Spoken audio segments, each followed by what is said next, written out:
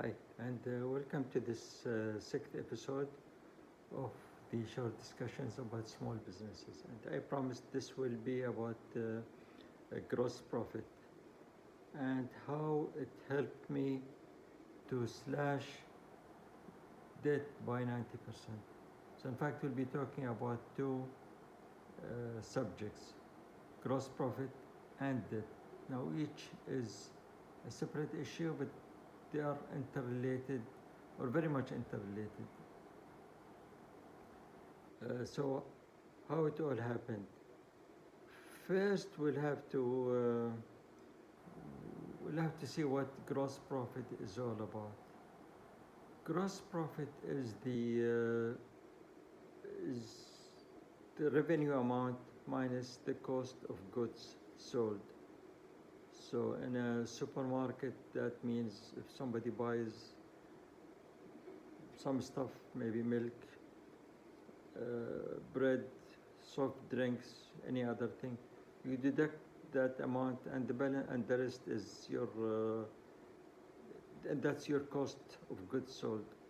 In some other industries, maybe you'll have to add the cost of the direct labor that goes into making that invoice. I had a curtain shop, and it meant that we will take or we will deduct the cost of the fabric, of the rail, of the other secondary items that go into making the curtain. And what is left is your gross profit. Now, from gross profit, you will pay everything else. You will pay your other expenses, and whatever is left is your net profit. So, what's the relationship between a higher gross profit and slashing debt?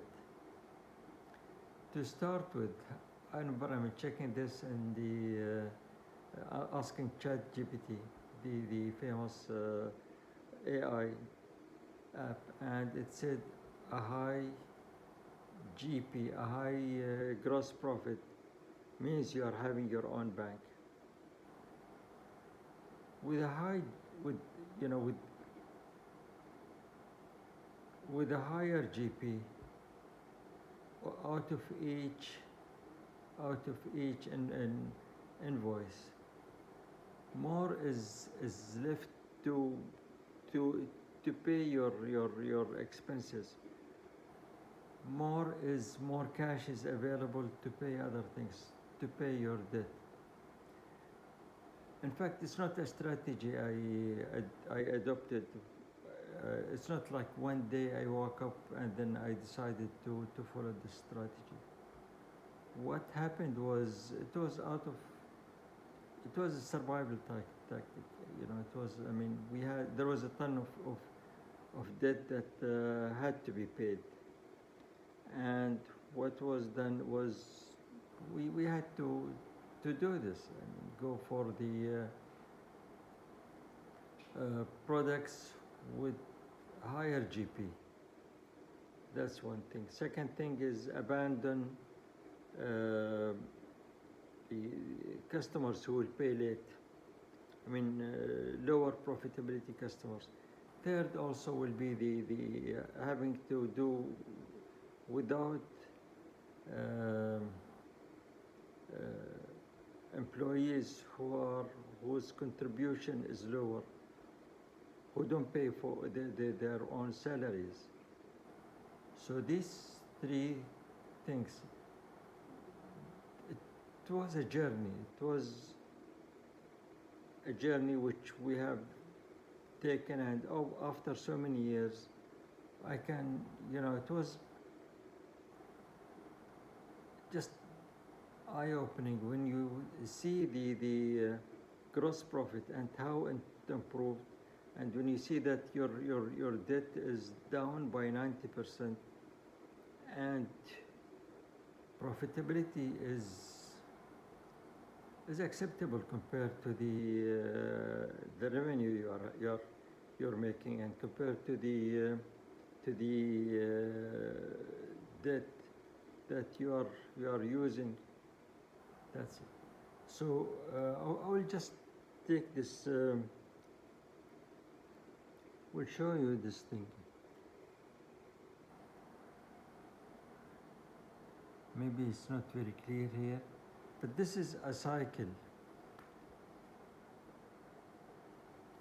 about this lower or higher GP and how it feeds into lower sales, because you will have to abandon some products, you will have to drop some customers, so the sale value will be less. Inventory will be less, as you don't have to keep so much inventory, because you have to serve lower number of products of customers. And third thing, your receivables will be less, because again you have less money in the market. This reduces your working capital, which is debt. It reduces your expenses, because now you don't require so many so much warehousing. You don't require so many delivery trucks. You don't need so many people to do that. You don't need so many salespeople.